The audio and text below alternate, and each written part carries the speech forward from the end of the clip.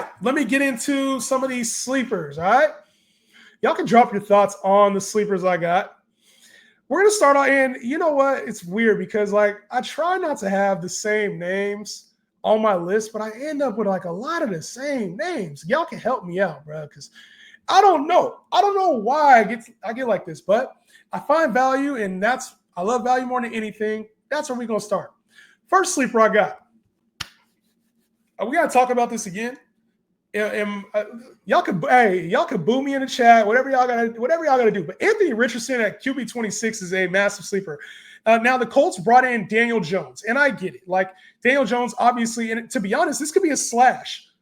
This could be slash Daniel Jones, and I wouldn't be mad at you. So if you hate Anthony Richardson or he burned you last year, slash Daniel Jones. This is a good landing spot right now. This is a good place for either quarterback. Right? They both use their legs. Both of them are plummeting down draft ratings, not even top 25 options at the quarterback position. And if Richardson stays healthy and focused like it looked like he was towards the end of last season, this QB 26 is a free high-end QB2 at worst. Daniel Jones, when healthy, when he had weapons around him, was a top 20 quarterback. The problem with him is that A, they had no weapons. B, he was just a year removed from the ACL injury. And with Anthony Richardson coming into he just had a lot of distractions, a lot of things where he couldn't stay healthy and off the field stuff.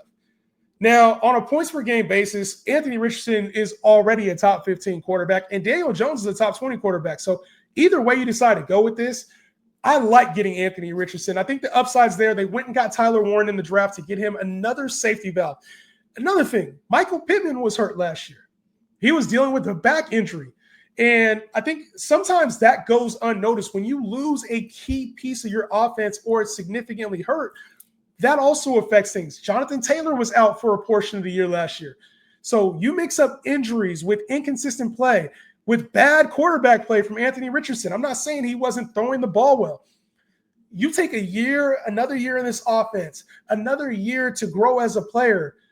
Anthony Richardson, I think if he plays at least 15 games, we're talking about a top 15 quarterback. I don't see a world where that doesn't happen. So for me, I like Anthony Richardson down here. And like I said, Daniel Jones, outside of the top 20 quarterbacks, I'm taking that as well. Pittman, A.D. Mitchell on another year, Donnie Mitchell on another year. You got Alec Pierce, who really had a lot of development last year. And if JT can stay hurt, Jonathan Taylor, the ground game gets better. I don't think this is like the greatest offense in the world, but I think Shane Steichen can do much worse with the offense that he has. In another year in the offense, everybody getting better. Like I said, adding a premier tight end pass catcher. There's a lot of wins here, I think, for Anthony Richardson. How y'all feel about Anthony Richardson? How y'all feel about it? Let me know how you feel about Anthony Richardson. Next up, Rome Odunze. Now, I talked about Luther Burden a little bit earlier, but I think Rome Odunze is probably going to be a value in drafts. Nobody's going to want to touch Rome Odunze, and this might be the season where we see a changing of the guard at the receiver position. I know DJ Moore has been elite. I know he's been elite, and I know he's been a really good piece for Caleb Williams. But now another year, this is Ben Johnson's offense now, so we are getting a coaching change. They went and got Luther Burden in the draft to play that Amon-Ra St. Brown role, right? Amon-Ra St. Brown role. But I think Rome Odunze is also going to see an increase in production.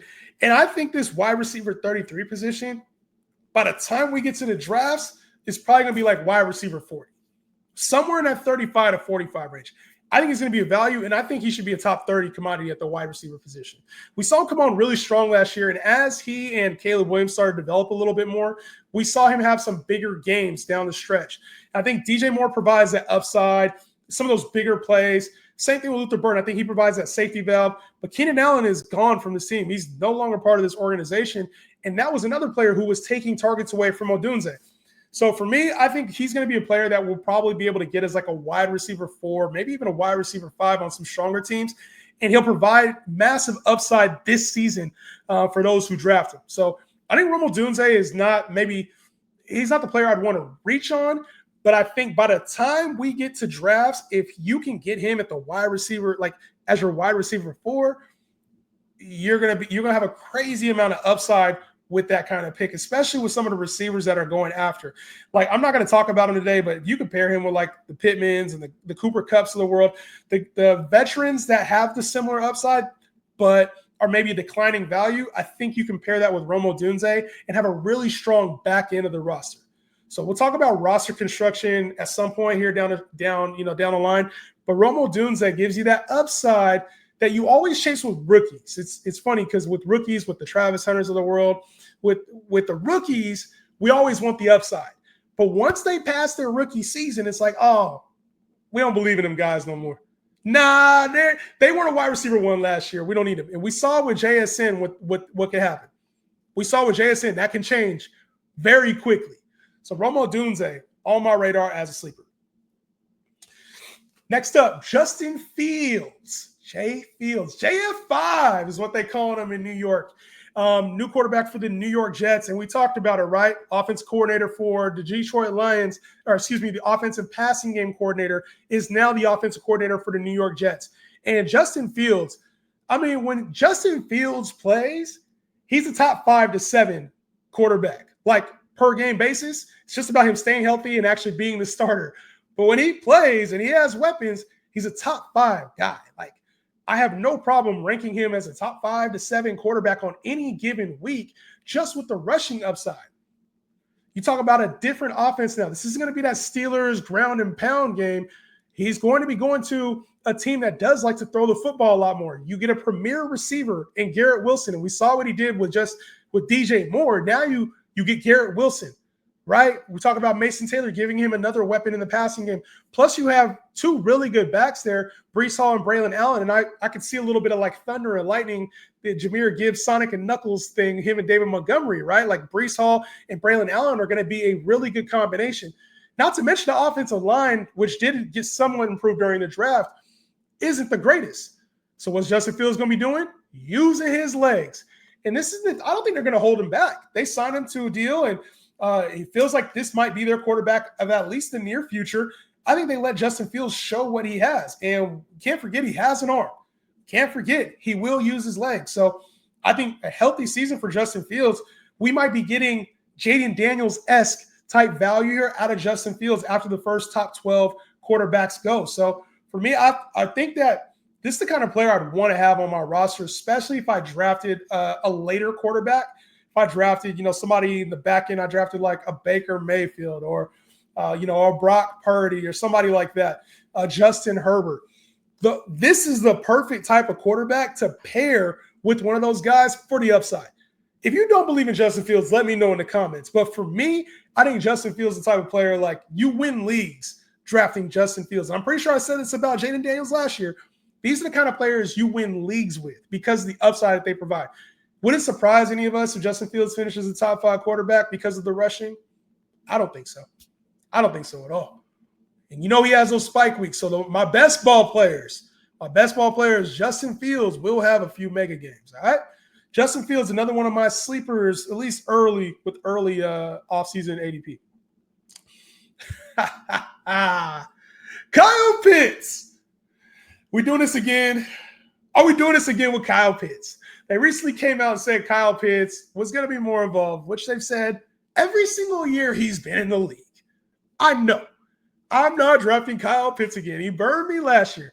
I've been saying this shit for the last 5 years now when it comes to Kyle Pitts, that I think he will have a bigger role in the offense.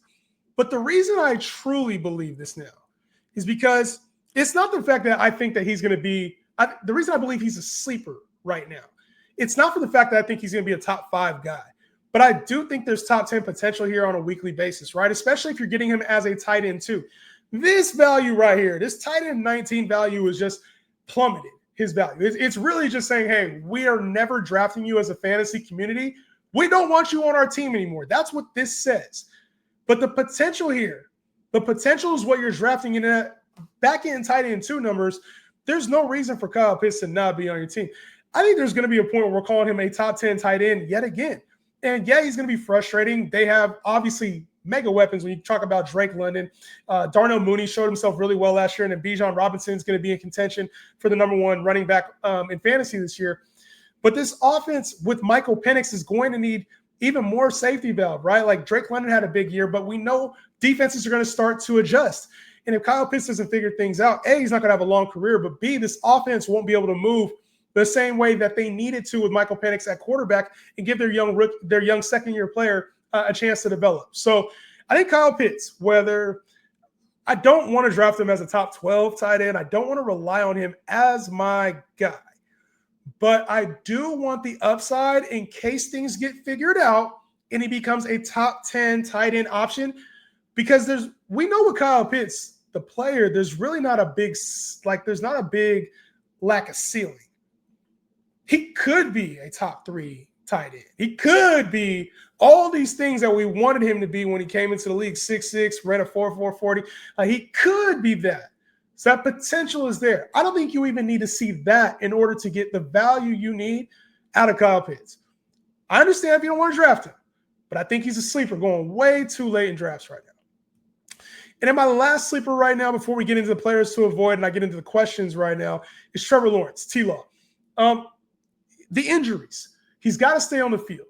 QB19 is way too low. You add in Travis Hunter. You already have Brian Thomas, who we saw a connection last year. The main sticking point for Trevor Lawrence will be injuries. And if you could stomach that part of it, which I typically can, you know you have a top 12 quarterback with Trevor Lawrence when he's on. He only threw 11 touchdowns last year, which was way lower than anybody expected. But the big thing here that nobody else will want to talk about when it comes to Trevor Lawrence, we're only going to look at all his falters, all the ways he's disappointed us over the years. That's what we'll be looking at, and I don't want to take a chance at him. Liam Cohen changes shit. We saw it with Baker. Liam Cohen will change things. And if you pair that with the fact you go get another elite receiver in Travis Hunter, we know that he already will use his legs. Like, I think this could be a much better situation than people are realizing. Trevor Lawrence, I believe in him. I talked about this with Baker Mayfield a couple years ago. I said, look, I think Baker is draftable. And we're talking about Baker Mayfield right here on this channel, and he ended up being a top 5 or 6 quarterback last year. I don't know if we need Trevor Lawrence to even be that on a weekly basis. But shit, we might be getting a top 10 quarterback for free down here. I mean, I really like Trevor Lawrence, and I think if you're going to wait on a position, quarterback will be a definite position you could wait on. Like Pat Mahomes goes QB7. You got Jordan Love, Drake May, Dak Prescott, Trevor Lawrence. Like, there's a lot of quarterbacks in this middle QB2 range.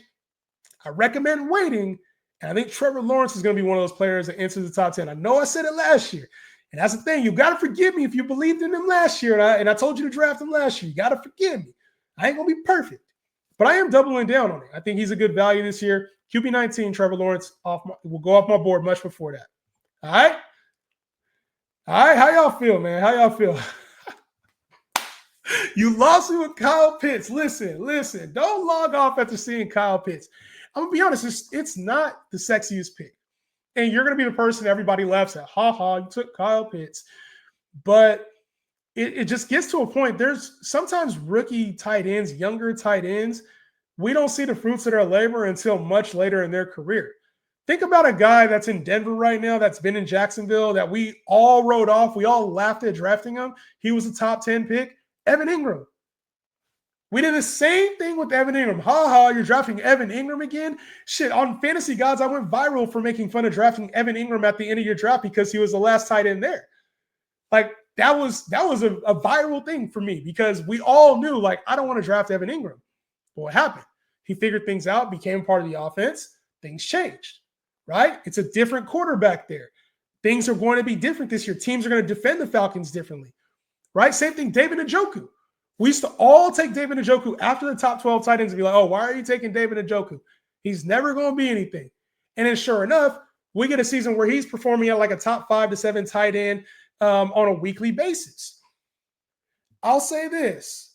You don't got to believe in Kyle Pitts. And you can say, listen, I'm out on Kyle Pitts. I'm not mad at you, but he's free. It's free talent, and I know it's not the sexiest pick. I understand that completely, but it's free talent, and I will have receipts yet again this year. He was on my miss last year. I'll be willing to bet he's going to be on my hits this year. I'll be willing to bet he's going to be on my hits this year. Like, I'd rather have Kyle Pitts than like Dalton Kincaid or like Tucker Kraft or like Jake Ferguson. Give me Kyle Pitts. I'd rather see him over those guys. And if I miss, I miss. Right? Zach Ertz. Like, give me Kyle Pitts over those guys. Like Cade Otton. I don't really want Cade Otton. Give me the upside with Kyle Pitts after I've already taken a Kelsey, a Ingram, a David Njoku, somebody else at the top. Y'all logging off. Y'all can't be logging off after I say Kyle Pitts, man. Thing is, I've never been on the Pitts train, but I think I'm just going to jump on this year and get burned for the experience. You know what? At the end of the day, it's not. The thing is, now it doesn't cost you anything, right? I'll say this. This is one of the things that everybody does, right? You're like, oh, over the last couple of years, this player has burned me, so I'm not drafting him. And we have to look at fantasy on a year-by-year basis as a brand new thing. Like Jerry Jeudy was a pick last year. A lot of people were like, oh, I'm not taking Jerry Jeudy. Jerry Jeudy burned us. And what happened with Jerry Jeudy? He found a home. He found a different situation, a coaching staff that believed in him and gave him opportunity. And I'm not saying every player goes through that, but situations change so fluidly. It's like sometimes you have to really take into account, like things can change and talent will prevail sometimes. It doesn't always prevail, but it will prevail sometimes. And when you have a player like Kyle Pitts, who the team is saying, look, Kyle Pitts is going to do better this year. They want to get him a little bit more involved. Zach Robinson wanted to get him a little bit more involved last year, and they didn't. Sometimes teams go and look at the film and they say, okay, why did we miss the playoffs last year? It's because we didn't have a secondary pass catcher in the middle. We're counting too much on Darnell Mooney and Drake London. We couldn't move the chains a whole lot with Bijan, okay? How do we get him some more running room? It took towards the end of the year to see some of that. Michael Penix, how do we help our rookie out? Process the game faster. So I'm not sure. I'm not saying he's going to hit for be a top 10 guy. I'm just saying I want to bet on him having the upside as my second tight end, or maybe if I'm in a 16-team league, I would rock with him as a starter. Diego, what's good, dog? How you living, bro? How you living, man? I'm the biggest T-Law fan. I don't know why. I don't know. I've never been. I wasn't really a T-Law fan, like for real football. I'm not a real big T-Law fan. It's just he reminded me of like an elite prospect when he came out. Sometimes I'll admit, sometimes when there's elite talent, it's tough to move off of that because when they hit, they become megastars. Saquon Barkley, right? A lot of people gave up on Saquon Barkley after the first couple of years. He's injury prone. He's with the Giants. And then we saw what happened last year. He had the mega season. Sometimes it happens. Another player that's going to happen with is Breece Hall. Breece Hall is ranked the RB13 right now. RB13. He was going as the number one pick for a lot of people. But what happened? They believed him and he failed him. So now we're pushing him back, pushing him outside the top 12. Why is Breece Hall going outside the top 12 running backs? Your guess is as good as mine. After Ashton Genty, Breece Hall all of a sudden is just not a good running back now because of a bad season. Inconsistent quarterback play last year. Changes in the offense. You go and you get Justin Fields, who does help out running backs. You get a new coaching staff in place. A Lions passing game coordinator is there. You lose a weapon in Devontae Adams. It's short-term memory in fantasy is a weird thing because people lean in so much to the narratives that hurt them more than they do the realistic components of football. Breece Hall will be a very nice piece in the second, maybe third round for play. Oh, my Lord. When y'all see me with that Bijan Breece stack, whoo, Lord. And then I'm going to have all the receivers, bro. Oh, my Lord. Jahan, no matter what, I'm rocking with your takes, no matter what. I love to hear that. You know what? At the end of the day, we had a pretty good hit ratio. Did we ever go over your 2024 hot takes? We did. And I hit it like a 56% rate. Let me see if I can find that sheet. We did go over them. There's a TikTok on my page with all my hits and misses.